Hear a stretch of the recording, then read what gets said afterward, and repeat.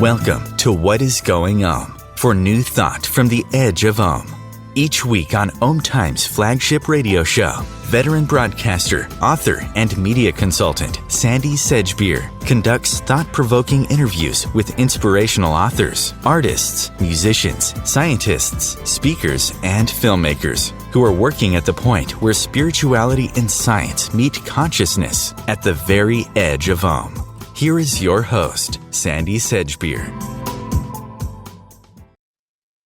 Hello and welcome. We've all seen the headlines. Billionaires' wealth skyrockets by 114% amid global poverty surge, while nearly 5 billion people slip further into poverty as they grapple with the challenges of inflation, war, and the climate crisis.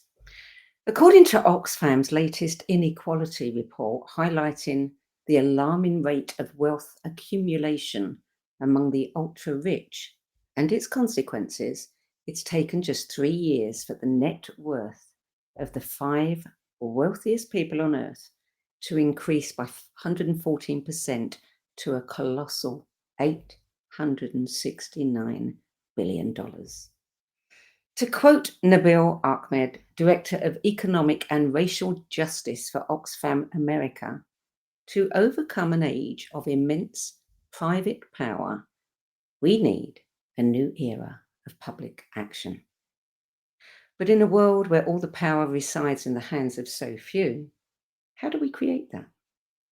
With me today is wisdom seeker, social scientist, and sustainability practitioner Thomas Legrand, whose internationally acclaimed book, Politics of Being, Wisdom and Science for a New Development Paradigm, proposes a new paradigm based on being instead of having. Thomas Legrand, welcome. Thank you, Sandy. Pleasure to be with you. So you have a Ph.D. in economics. You've studied international development, political science and management. You've held research roles in international development and political science and serve as a sustainability resource for United Nations agencies, private companies, NGOs. And alongside that, you've also had a deeply spiritual life journey, embracing the wisdom of several traditions and practices. So tell us a little bit about your life journey and your motivation to write this book. Thank you, Sandy. So for me, I think I often say an important starting point is my student exchange in Mexico when I was 22, coming from France.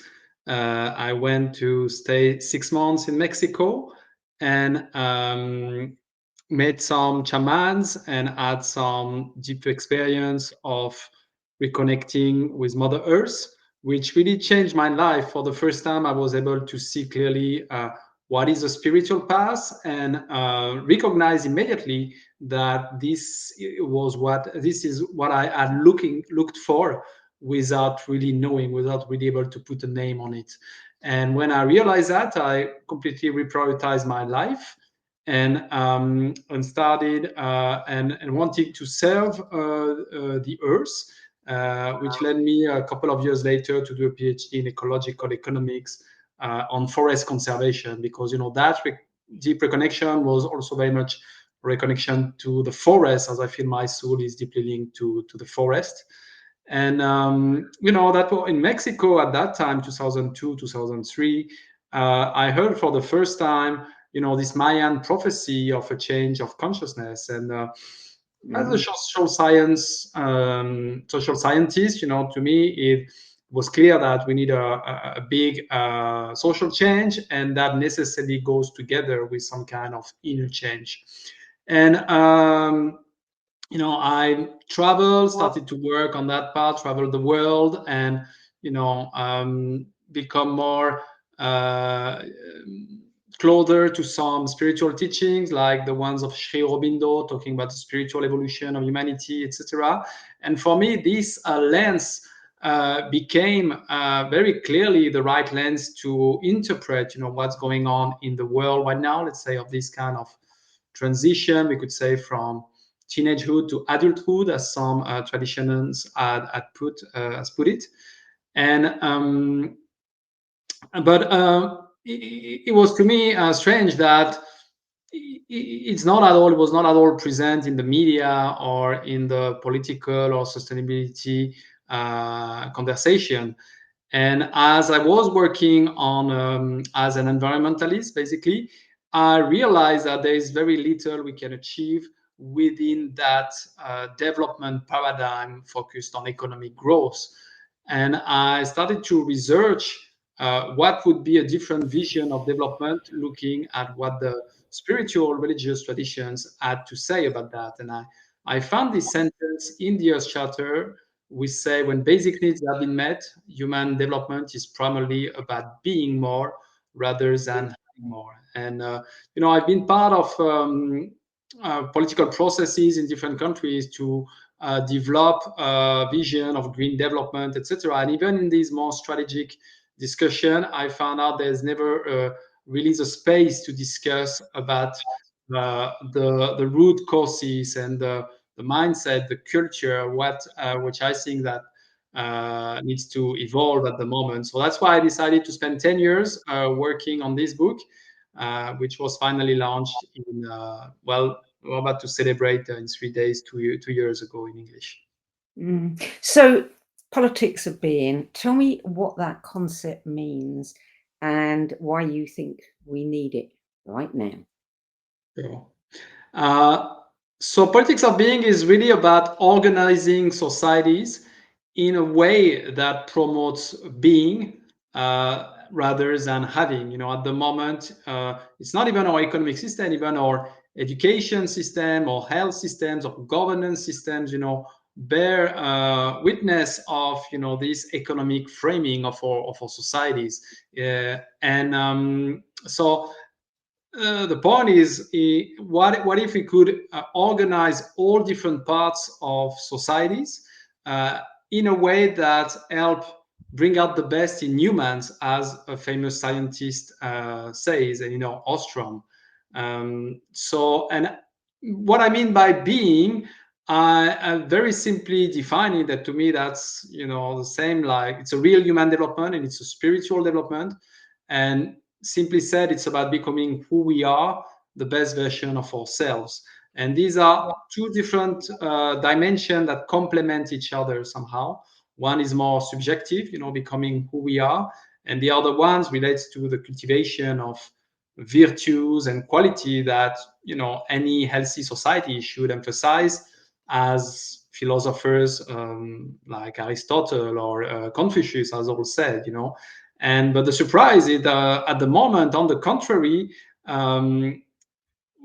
all societies is organized to rather cultivate all that is problematic in human nature, or greed, or selfishness, or competitive nature, etc. So we have, both. We have all the seeds in us, both good potential for good qualities, but also these bad qualities, and it all depends about what gets nourished in our societies, in our social interactions.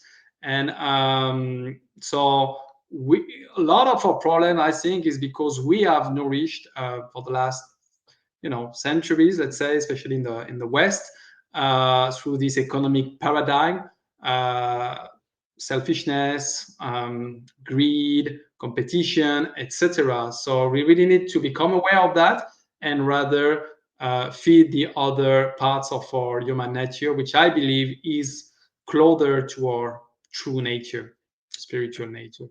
So this is a massive, massive undertaking. I mean, I think we know of only one country that might be remotely interested in that, and isn't that the Kingdom of Bhutan that measures its GDP in happiness rather than something else? I mean, how challenging is it going to be to get this out there and get people actually to take it up? Yeah, no, that's very challenging, but that's why we are called to spiritually evolve. I think, I think we won't be able to establish an harmonious, sustainable presence on Earth until we really fundamentally change or reconsider why we are here on Earth, both at the individual level. A lot of us are going through this, prioritizing our lives, but we need to do the same at the collective level. And you mentioned Bhutan. Yes, I mean a lot of my work has been to identify the different entry points. So there are indeed in our societies there are a lot of threads that are not being named as part of this agenda that we could call even spiritual, no? But by unmasking, behind what kind of wording, language, concepts, etc., where is this kind of spiritual understanding getting through our societies, we can nurture them and bring them together in particular to advance this agenda. So, Bhutan talks about gross national happiness, but there is a lot of, there is now at least half a dozen countries that have committed to a well-being economy. We have countries in South America that have established the rights of nature and really based on a similar worldviews and the Bhutanese vision. We have, in the UN system, there have been works on a culture of peace.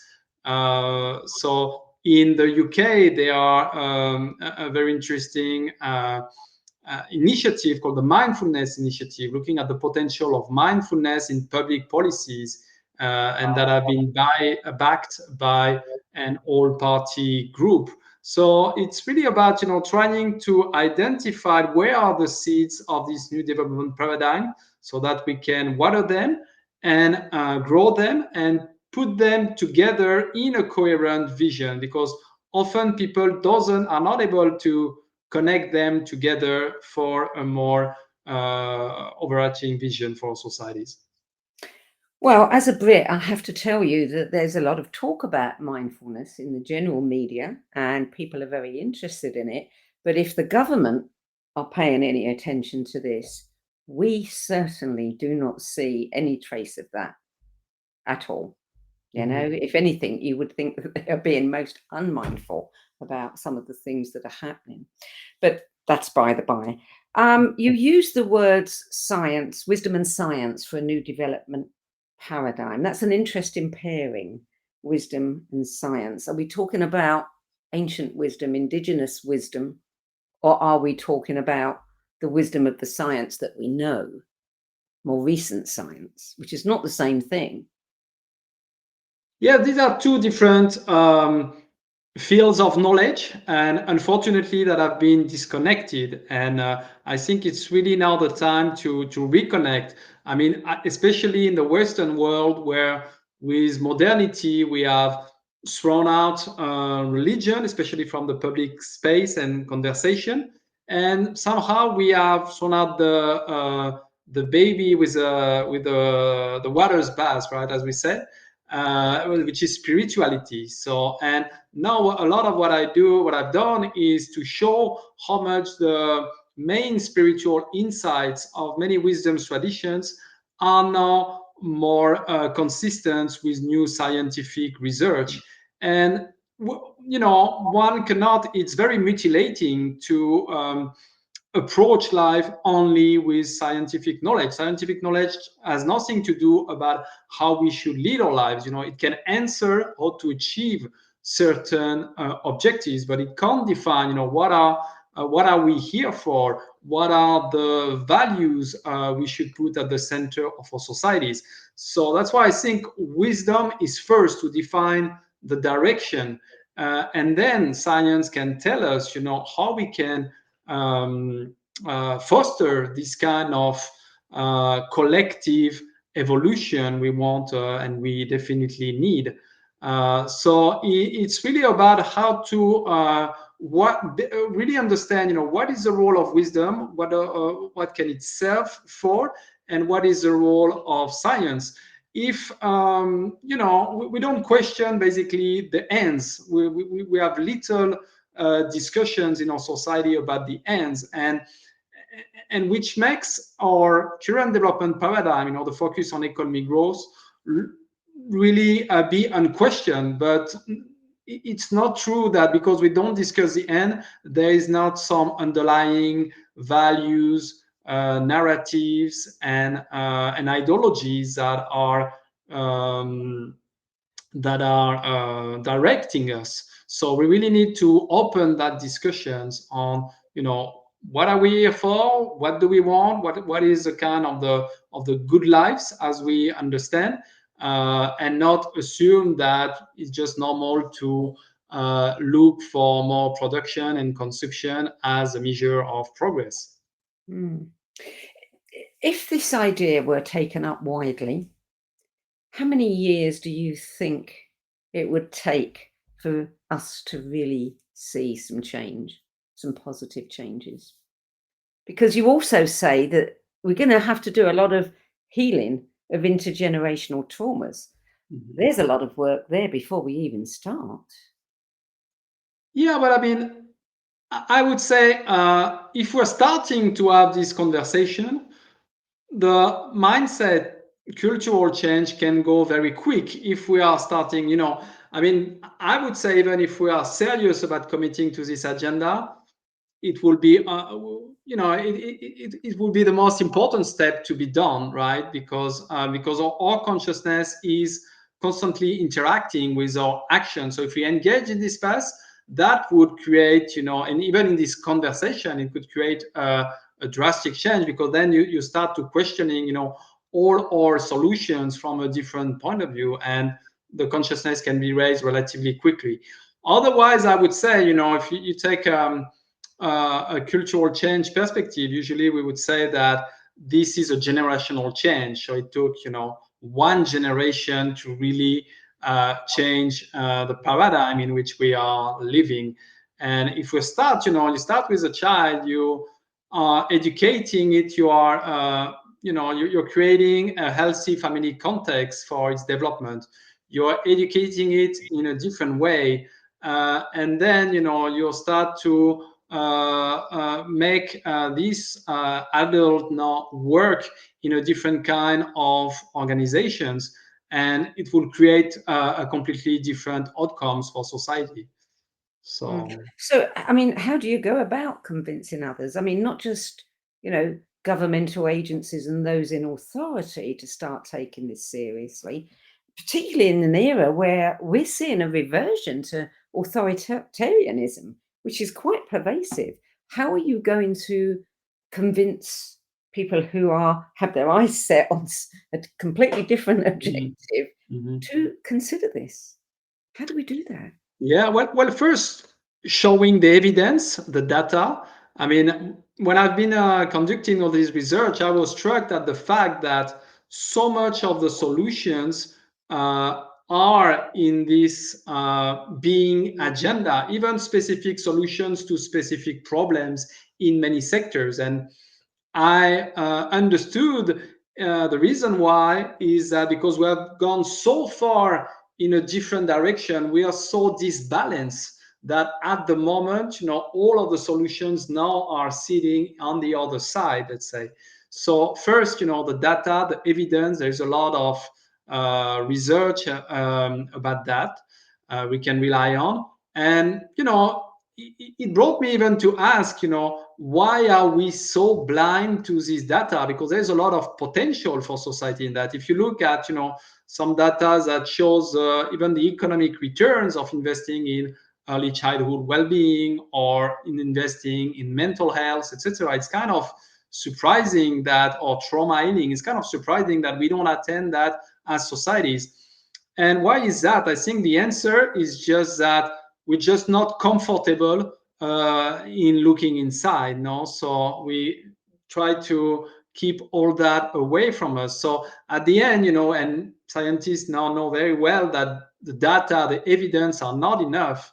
It's about how do we make people open to this new information, to this new worldview. It's very challenging for many people to adopt a different approach. So I think that has to be also experienced in person. And as part of my work with a UN initiative called the Conscious Food Systems Alliance, That's what we are about, creating the experience in which people will be able to experience the kind of change that kind of human transformation that we need so that our systems can change. And it's you can show some evidence, but it's difficult for people to understand if they have not experienced that personally. So the more we can create spaces for deeper discussions, for deep listening, for sharing deep insights. We seldom have the space for this kind of conversation. We need to create that kind of spaces for people to evolve.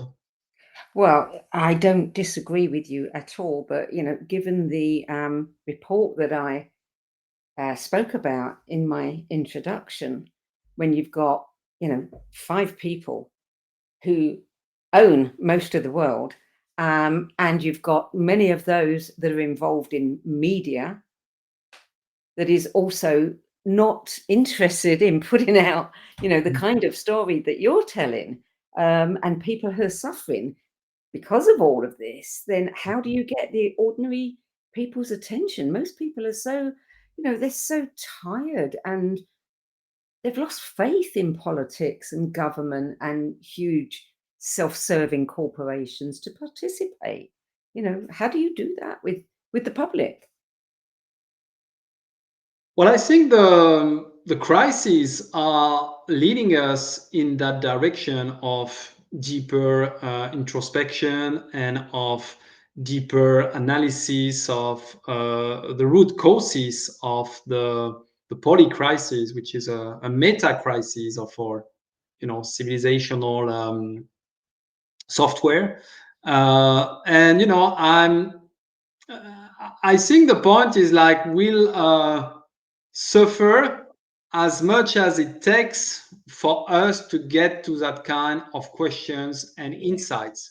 So, all the disbalances that we see, economic, social, environmental, is just, what we need, unfortunately, to really be able to start asking the good question. And I see some quick progress on that trend, but it's a kind of a race also, because of course we are heading towards collapse somehow.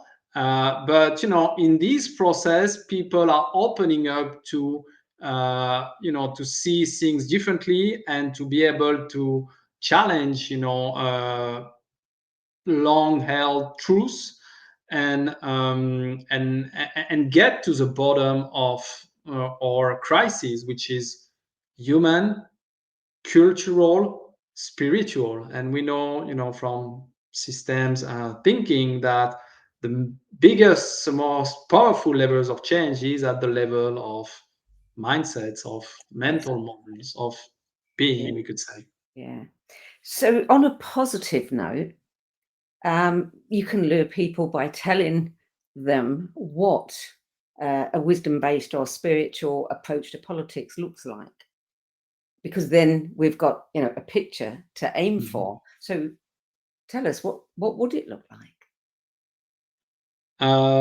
So I have developed a concrete, actionable policy agenda in many sectors, as I said, and it's about defining what are the leverage points, what are the priorities to support the cultivation of good and authentic human beings, let's say. So I think it starts definitely at a young age. I was talking about early childhood well-being. We know secured attachment is the basis for human flourishing, but also for capacity to contribute positively to society. So that's why it makes sense also from a social level to invest in early childhood well-being.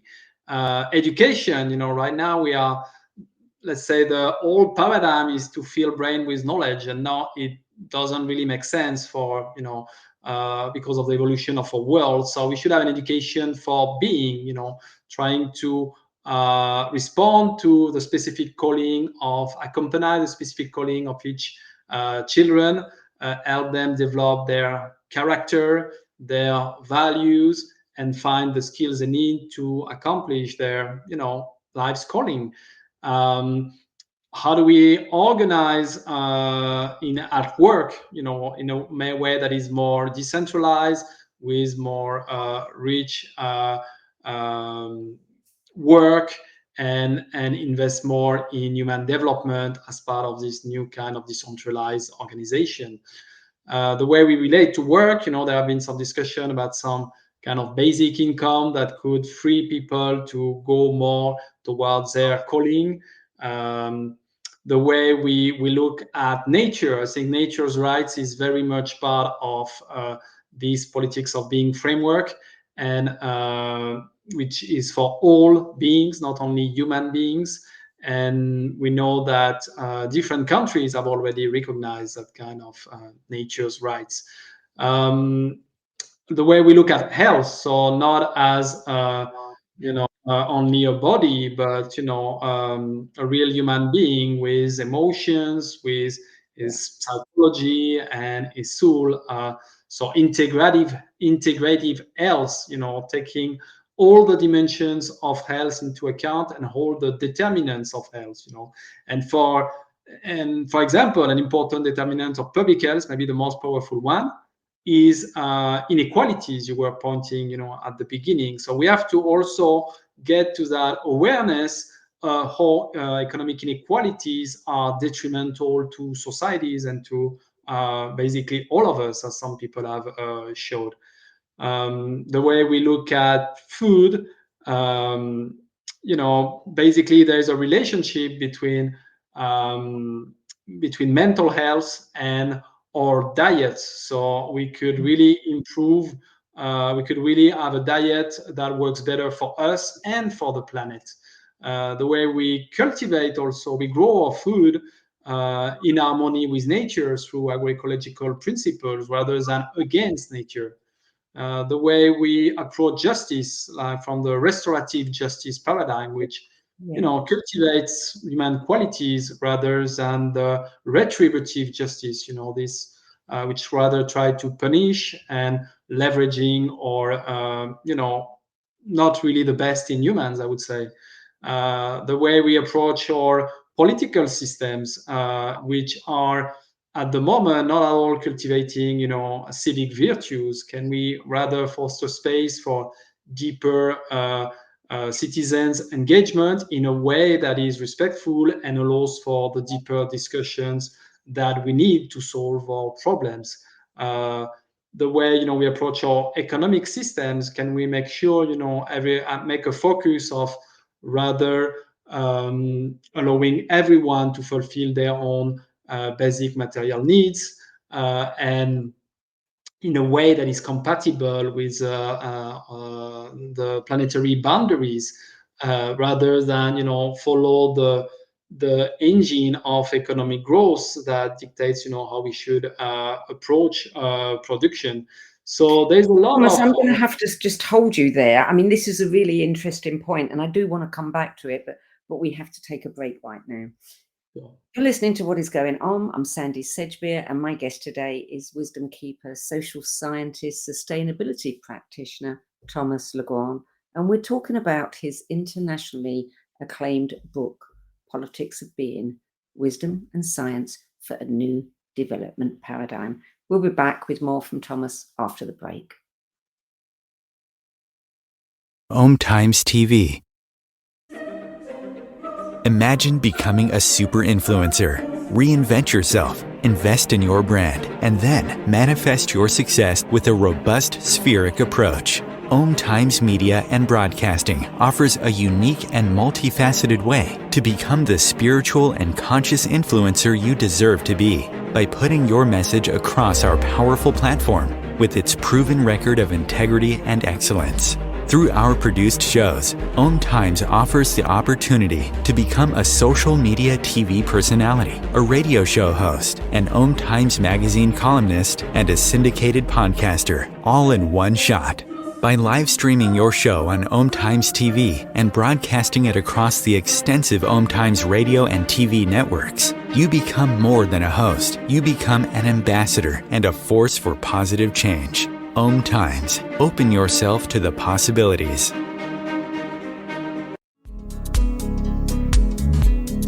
Hello, I'm Sandy Sedgbeer, host of Om Times' flagship radio show, What Is Going On? And as an author, editor and 13 times book judge who's read thousands of books and interviewed hundreds of authors, I'm constantly asked what's really worth reading and what's not. So I created the No BS Spiritual Book Club to help you save time and money by picking the brains of discerning names who've walked this path before you. There's no catch, no fees and no BS. Just an ever-growing library of 10 best spiritual book lists from some of your favourite authors and teachers, plus free book excerpts, audios and video interviews with people like Don Miguel Ruiz Jr., David G., Lee Harris, Mark Nepo and more. From well-known classics to hidden gems you've never heard of, it's the only no BS guide to the best spiritual books to enlighten your journey of self-discovery. So why not join the club? Get inspired and save money at the nobsspiritualbookclub.com. There are 16 million children struggling with hunger in America.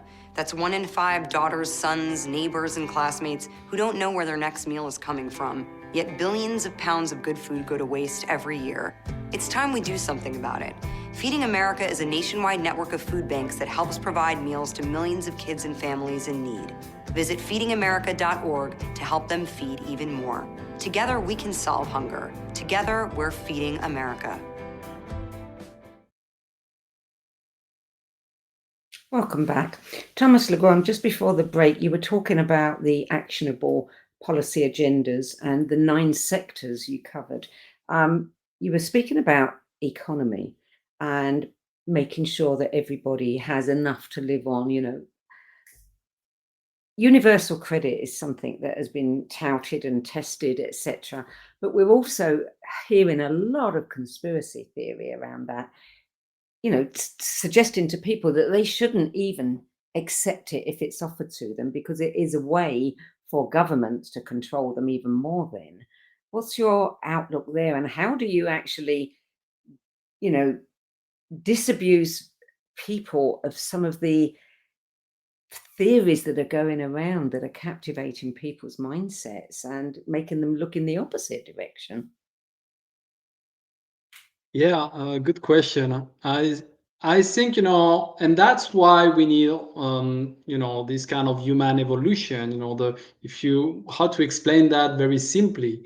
We have had a lot of progress, economic, technological, in the past that have completely transformed our society, our ways of living, and have brought a world that is much more complex. But we have not invested the same amount of efforts in growing our consciousness or wisdom to deal with that complexity. And I think that complexity has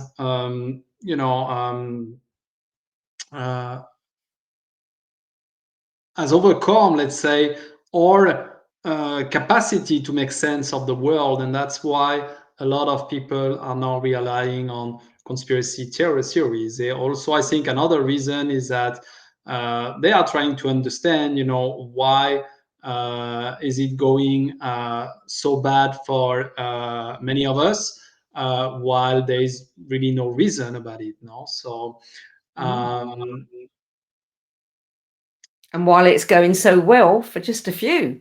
Exactly. And why are we letting that happen? No, so I tend to favor, more systemic explanation that there's a system that has its own logic and are bringing these kind of issues we are dealing right now.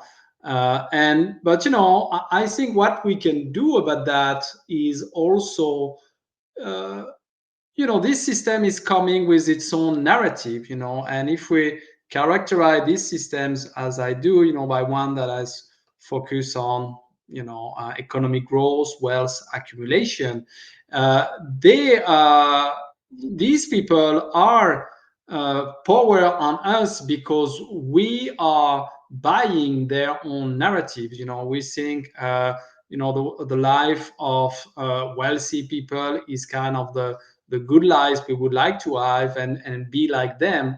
But if we look at, there's a lot of work that shows that it's definitely not the pathway for a fulfilling and happy life. No.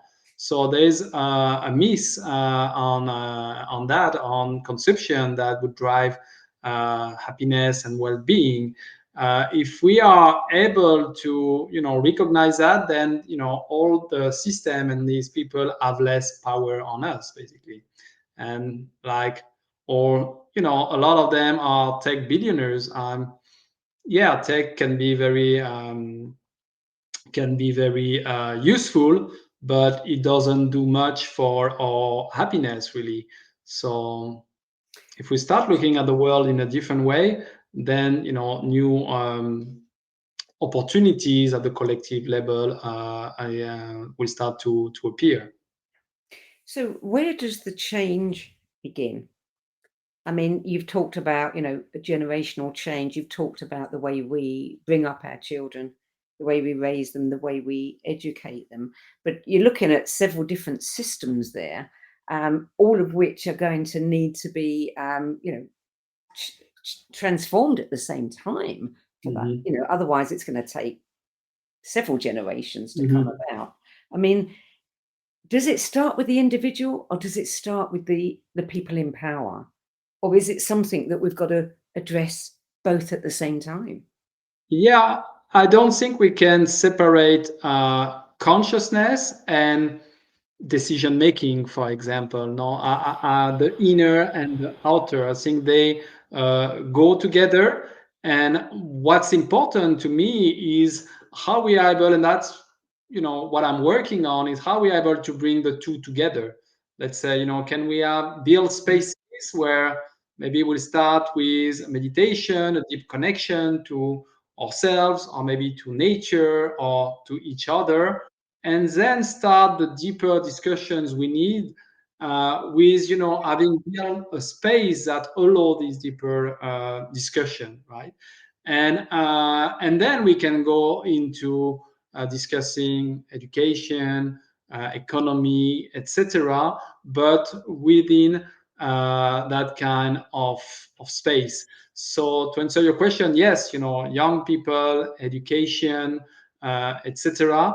But also, I think it's for all of us now to we can't wait also for the newborn to become the leaders of tomorrow. I think we are all need to transform very fast, and we can help each other in doing so. And by every one of us embodying our own essence and integrity in everything we do, we really can radiate a different way of being, a different way of interacting, and that can create quick changes. So are you, I know your book has been internationally acclaimed. You've got two fabulous not reviews, testimonials that I'll read out in a moment. But are you reaching out to other groups and initiatives? I mean, I'm thinking specifically of something like Irving Laszlo's Upshift movement.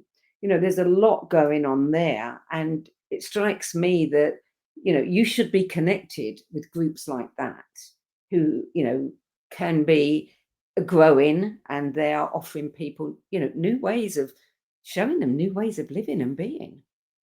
Definitely. I've contributed to the Upshift book, and I'm part of this movement, part also of the Evolutionary Leaders Network.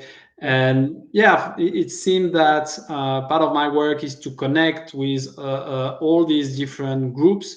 A lot of them I've been able to identify them through my research, and now it's about I think what I wanted to offer with Politics of Being was a common framework, because I think we need that, which is simple enough and integrative enough, holistic, so that everyone feel represented in that new framework.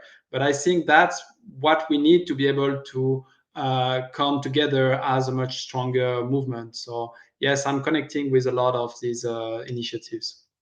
Good, good. Are you talking to students at universities and the young people who are looking for something that they can really engage with to bring about change? Yes, also definitely, yeah, have a collaboration. I mean, one of the book also I've been part recently was on applied spirituality for sustainable development policy, and they are trying to frame the field in the academia for this kind of teachings. And yeah, I've been working with different universities on teaching. Mm. Well, I love what Federico Mayer, former Director General of UNESCO, said about your book. He said it lucidly offers the new directions that are urgent to overcome the globalization of ignorance and indifference and build the future that the next generations deserve. I mean, this is something that I would think every parent, in their right mind would absolutely agree with, because we all care about our children and our grandchildren and what we are leaving them with. The other one I really liked was, and I think this is really important, was Jyoti Ma, grandmother, vision keeper at Centre for Sacred Studies and founder of The Fountain. And she said that in this book, the eagle and the condor are flying together. It's a call to the world family to unify themselves, to sit down at the sacred fire once again and deeply listen. The ancestors have their hands on it. There's truly something sacred in motion. If anyone is listening who is inspired by the conversation we've had and the ideas that you've put forth, if they are, asking, what can I do? Where can I go? Who do I talk to? How can I be part of this? What would you advise? I would advise to read the book, to connect with the materials that are available online, and to start spreading this view, and maybe hold some reading circles, so that they can discuss together with their own community, with their own circle, these ideas, and really, to me, it's part of one's own journey. I think we are all here for a reason. Every one of us has a part to play in this overarching plan for humanity at the moment. And so it's a very organic process at the end. And when you really embody your reason of being here on earth, you will find your the way you can contribute and energy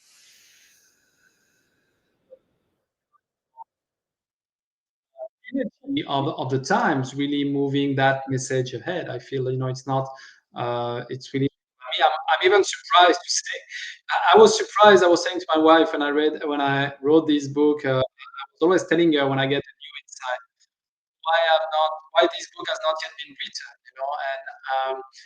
and yeah, I'm surprised about, really feeling that there is just something that needs to be manifested at this moment. And that's really, I don't think um, we will be safe until we establish a completely different kind of society that is focused on being and human and spiritual development, basically. Yeah. You live with your wife and your two daughters near Plum Village, the monastery of Thich Nhat Hanh, in the southwest of France. In the 10 years that you were doing your research and thinking about this and working on this book, did you discuss any of this with Thich Nhat Hanh? Did he contribute in any way to the development of your vision? Of course, he contributed. I mean, this book has been very much nourished by all the meditation I have had in Plum Village, all the teachings I've received, which were really allowing me to digest a lot of my ideas, and try to get to where Thich Nhat Hanh is incredible, is to be able to bring it to its simplest form, to its essence. So that has been really part of the process of developing these ideas and writing this book. I feel a sense of support from Thich Nhat Hanh, even if it has not been directly speaking with him. He left his body. We will be celebrating that on Sunday. He left his body the day this book was launched. So to me, that was really meaningful. If you look at the book launching, which is on my YouTube channel, we are really receiving the news. I mean, the day we were launching the book. So that was to me, and I feel there have been some signs showing me support that. Yeah. And one of the best endorsements I've received is just very simple. A university professor told me, Thich Nhat Hanh would be proud of you. So that was very touching for me. Yeah. So you consider this work your life mission, don't you? Yeah, sure. So what does that mean to you? You're just not going to stop pushing forward Yeah, I mean, your vision, your ideas. You're going to write more books. What more mhm. can you do?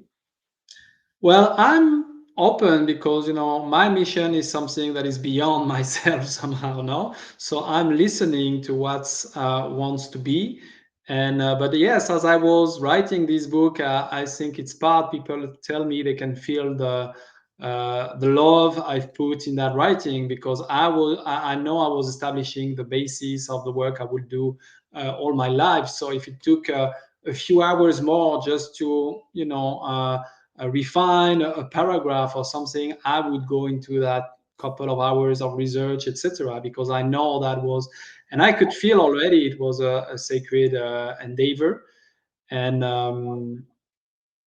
yeah, I'm there's in some way I feel like I have a lot of things that are very clear in the direction. At the same time, I resist the idea of really knowing what's going to happen. So So you offered, when we were communicating before this interview, you offered to give our viewers a short meditation, take them through a short meditation in which they can really see, connect with the vision.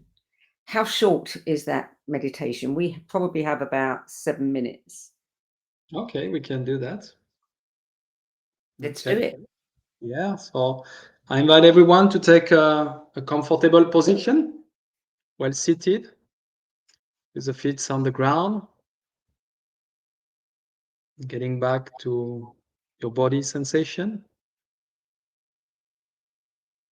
getting in connection with yourself, maybe noticing, how rarely we do that, no? How we have been the whole day, maybe slightly disconnected from what's inside, not very aware of our feelings or what's going on inside of us. And really embracing all that with gratitude, with love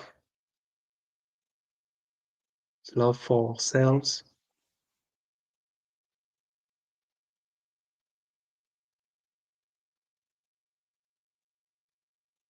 and really finding in ourselves,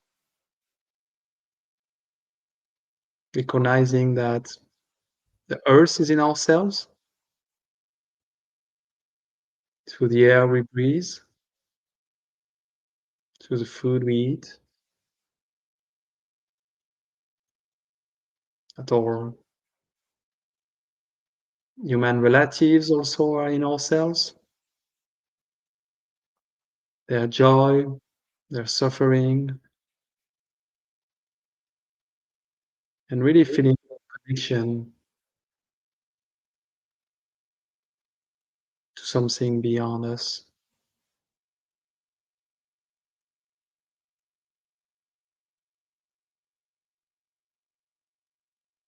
as we are. Keep aware of our breathing. in and out.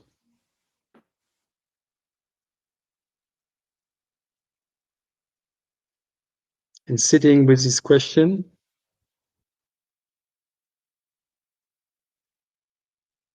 who am I? What I'm here for? From a place of love and acceptance to ourselves. If we are to do this, engage in this sacred work, it's from a place of freedom and love. It is about hearing the calling in our hearts.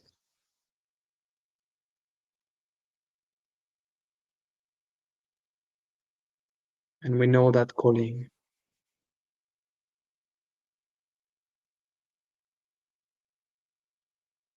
We may just be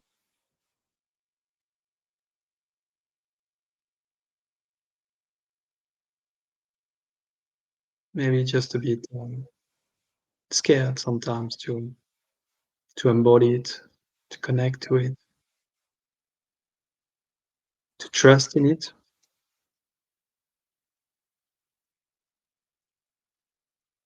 But as every step we make on this path makes this calling clearer.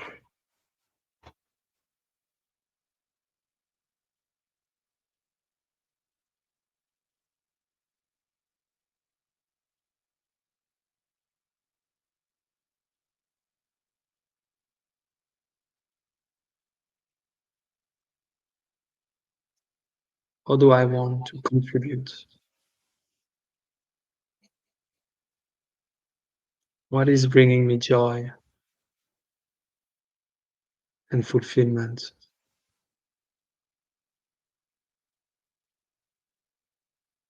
What is the meaning of my life, this moment of history?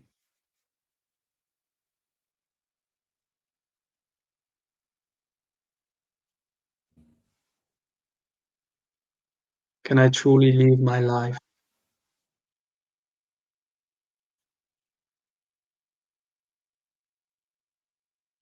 Stay with the breathing.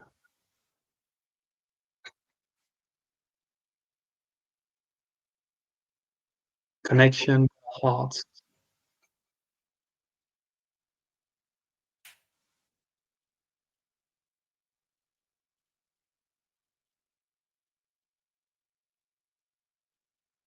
And just listen.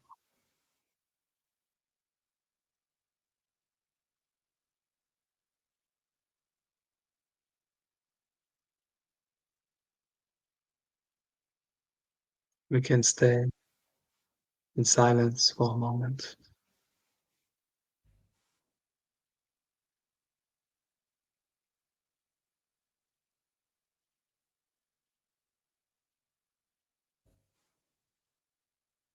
And we can notice how does that feel to hear that calling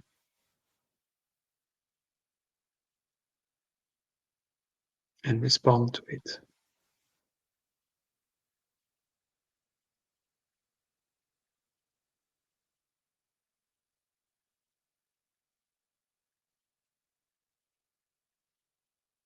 Thank you. Thank you, Thomas. That was beautiful. One last very quick question. Mhm. You've got a number of initiatives that you are engaged with.